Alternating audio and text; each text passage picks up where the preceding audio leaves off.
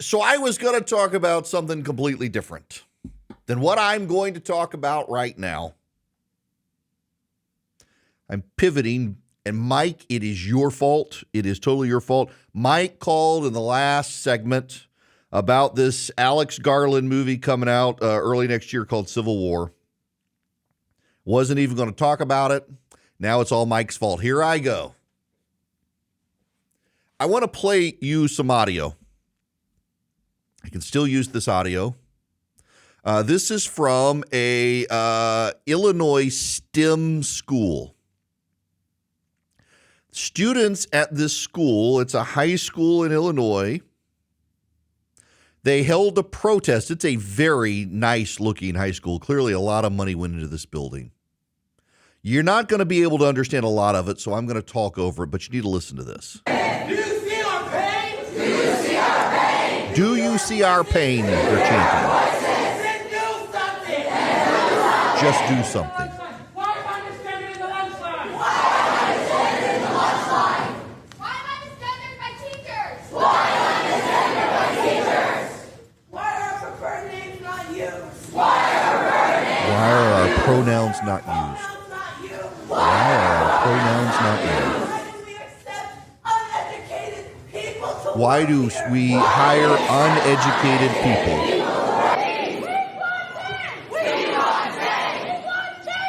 We want change now.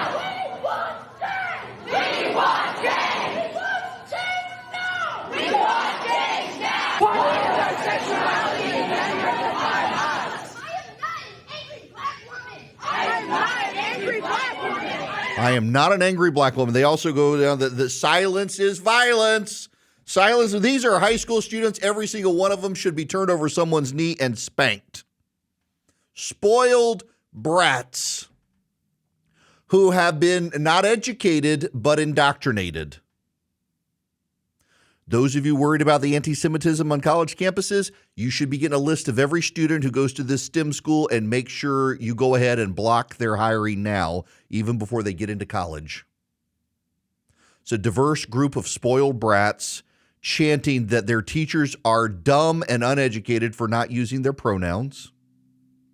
That silence is violence. This is a communist struggle session at a school. You can look at this and despair about the future.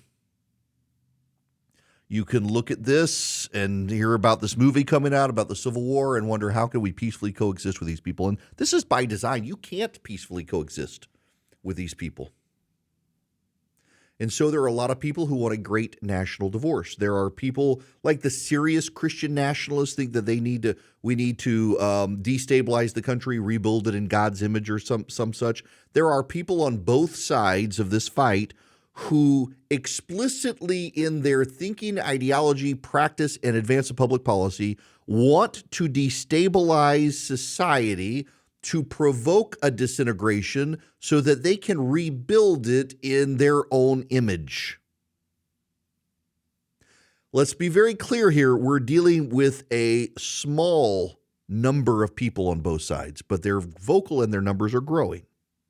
And there are a lot of them coming out of college campuses who are now being taught, thanks to the New York Times 1619 projects, that America is inherently unfair, inherently sinful because of slavery, inherently systemically racist, and the country needs to be upended.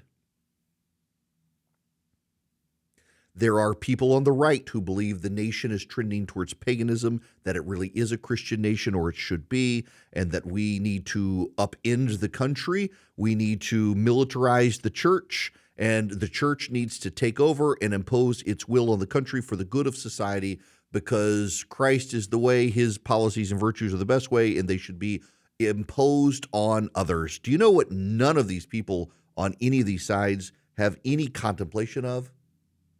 The number of people who will die. Everybody is expendable because everybody's a heretic on both sides. I'm a Christian in politics. The left would label me a Christian nationalist. It's like the left labels everybody a racist. Anyone who's a Christian in politics is now labeled a Christian nationalist. There are real Christian nationalists who believe that only Christians should have the right to vote and serve in public office, and Christian values should reign supreme, and they should be imposed forcefully on others. There are people who call themselves Christian nationalists who just do it because they know it makes the other side mad, and they're trolls. They're as big a trolls as the people who put up the Satan statue in Iowa. But all of this works together to try to tear us apart. There are very few people who want to bring us together, and more people on the right and the left view the other side as evil. It's kind of funny to me the number of people I know, some of you listening right now are in this camp, who believe the other side is evil because of abortion, because of gay rights, because of transgenderism. You believe the other side is evil. And I don't discount that there are evil policies there. But the other side believes you're evil too, because of the way you treat immigrants, because of the way you treat transgender people, because of the way you behave in public, because it's your morality versus their morality, and it's neither side at this point wants to stay live and let live. Neither side wants to say we can agree to disagree. It's both sides are you're evil and you should be exterminated. You should be alienated. You should be marginalized. You should be driven from polite society. Both sides doing that.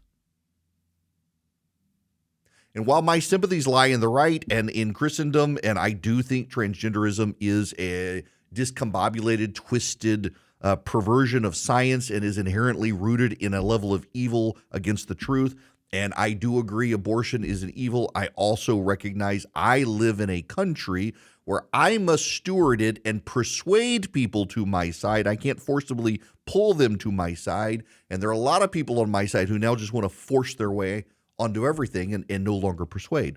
There are people on the other side who they're not into a battle of persuasion. They're trying to shut down any dissent. In fact, the other side is more committed to the idea of illiberalism and shutting up people and shutting people down.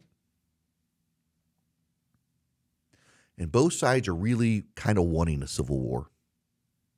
They want it because both sides are convinced they'll win. I got a lot of friends on the right who are like, well, we got the guns, we got the training, we got the soldiers, we're going to win. You know what you don't have? You don't have the port cities. You don't have the urban industrial centers. Those are controlled by Democrats. Democrats control Savannah, Georgia, New York City, the biggest ports on the East Coast, Charleston as well. The Democrats control the Port of New Orleans. The Democrats control Hartsfield-Jackson, two dead mayors International Airport in Atlanta, Georgia. Democrats control Houston. Democrats control Los Angeles, the port there, and Long Beach, the Port of San Francisco, the Port of New York. Democrats control Chicago. They control the major rail hubs. They control the major rail stations. Good luck fighting to take those cities. Blue islands and a bunch of red, but they're there, and you'll have to take them back. You can't exterminate them. Maybe you can drive them to another state, but I doubt it. They're not going to move. They're going to stand and fight you. I have a lot of conservative friends of mine who are like, we can take them. If this ever played out, we'd take them. I'm like, y'all do not understand it. First of all, none of you have any combat experience. I don't either. I admit it, but I know you people don't. And even if you do, you haven't thought through the logistics of this sort of thing where you lose your urban industrial core and centers. So you can't make your trains run on time through your red state when they run through a blue city that you don't control unless you fight it back. And there are going to be a whole lot of people there who fight you because they disagree with you. Good luck. All of these conversations, all of the conversations are premised on division, and everybody wants to humor themselves on those divisions.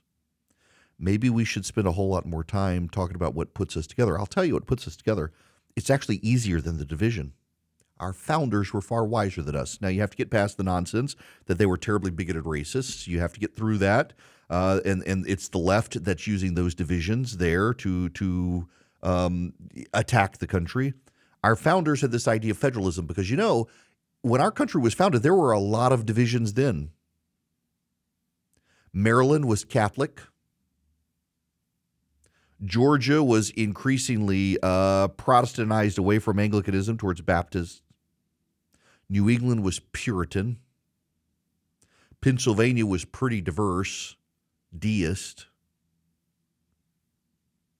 The wealthy landowners of Virginia were deist Unitarians. They weren't actually Christians. You know, a lot of our founding fathers, we mythologize them as some sort of devout Christian. They really weren't. They were deists. They believed in a higher power. They believed in a creator. They were not professing Christ as their Lord and Savior. It's mythology to say otherwise. They had real religious divisions. They had all come from Europe. Their families had fled persecution in Europe. They had real religious divisions here, and they realized they had to learn to live with each other. They had to learn to live in a union where people had very different beliefs in worship and different beliefs in how to conduct themselves in daily lives. The Puritans had a lot of blue laws, even in the late 1700s. The Puritans of New England lived a very stern existence with a Protestant work ethic, way more uptight than the people of New York or Delaware. And the founders gave us this idea of federalism, that you can live in communities of interest that reflect your values, and we just see limited powers to Washington for our greater good. And the problem is, and the divide in this country has come when both sides decide they should use Washington as a means to their ends, as opposed to Washington should have limited power. And this is a problem for all of us. And the left has to recognize that a Washington that is big enough to give them everything they want is big enough to take it all away. And they should go back to this idea of robust federalism, where if you want gay marriage and abortion in California, you should have it. And in Texas, if you don't, you should have it. And Texas will eventually breed you out of existence just based on population and birth rate. But y'all should be able to live and let live. And what we should not have is the one atheist who comes into your town where you pray on Sundays and you pray in school and say, well, you can't do that because I'm offended. I'm offended by your prayer in school.